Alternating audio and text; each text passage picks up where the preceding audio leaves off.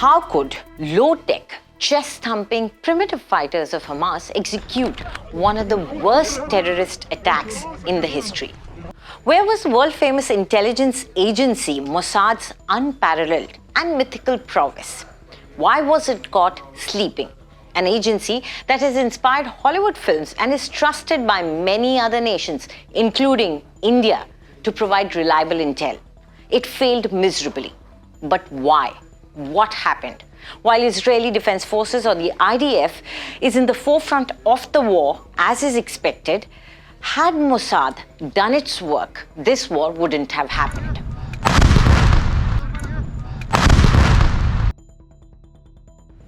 Hello and welcome to 360 Degree. I'm Anjali Istawal. For Palestinians in Gaza, Israel's eyes are always watching. Surveillance drones buzz constantly from the skies. The highly secured border is awash with security cameras and soldiers on guard. Intelligence agencies work sources and cyber capabilities to draw out a bevy of information. But despite all this, Mossad or any other intelligence arm couldn't anticipate this. Hamas terrorist group broke down Israeli border barriers and set hundreds of militants into Israel to carry out a brazen attack that has killed hundreds and pushed the region towards conflict. Why shouldn't the agency that has enjoyed years of glorification also be given its share of blame? Israel's intelligence agencies have gained an aura of invincibility over the decades because of a string of achievements. Israel has foiled plots seeded in the West Bank, allegedly hunted down Hamas operatives in Dubai, and has been accused of killing Iranian nuclear scientists in the heart of Iran. Even when their efforts have stumbled, agencies like the Mossad, Shin Bet, and military intelligence have maintained their mystique.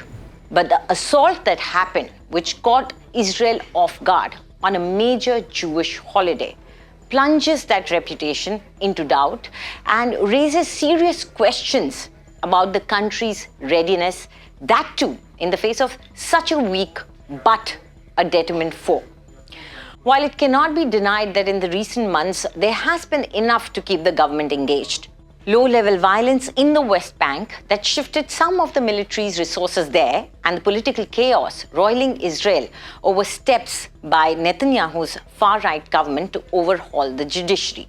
But still, that shouldn't have been Mossad's priority. Or maybe it wasn't. How could Mossad take its eye off the ball? Israel withdrew troops and settlers from the Gaza Strip in 2005.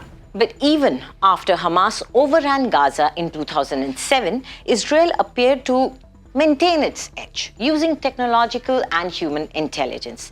It claimed to know the precise locations of Hamas leadership and appeared to prove it through the assassinations of militant leaders in surgical strikes, sometimes while they slept in their bedrooms.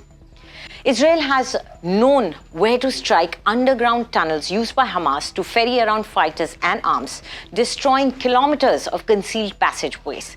Despite all those abilities, Hamas was able to keep its plan under wraps. The ferocious attack, which likely took months of planning and meticulous training and involved coordination among multiple militant groups, appeared to have gone under Israel's intelligence radar. Maybe it was the low-tech aspect of the operation that fooled the high-tech intelligence of the Israelis. Reports suggest that these terrorists weren't using phones or computers and were conducting their sensitive business in rooms specially guarded from the technological espionage or going underground. So while Israel's security establishment in recent years increasingly saw Hamas as an actor interested in governing, seeking to develop Gaza's economy and improving the standard of living of Gaza's 2.3 million people, Hamas was actually plotting and scheming right under their noses. The Israelis were more focused on West Bank and played down the threat from Gaza. Some reports also suggest that it might not be the intelligence agency that was caught sleeping. It was Netanyahu, the Prime Minister. Netanyahu had received repeated warnings by his defense chiefs as well as several former leaders of the country's intelligence agencies that the divisive plan of judicial overhaul was chipping away at the cohesion of the country's security services. Internal divisions over the legal challenges was an aggravating factor that contributed to the Israelis being caught completely off guard. So who is to blame for this attack? Only the Hamas, the Palestinians, the Mossad, the IDF, the fighters, or also Benjamin Netanyahu? Do tell us what you think about this video in the comment section. For more news updates, subscribe to India Today.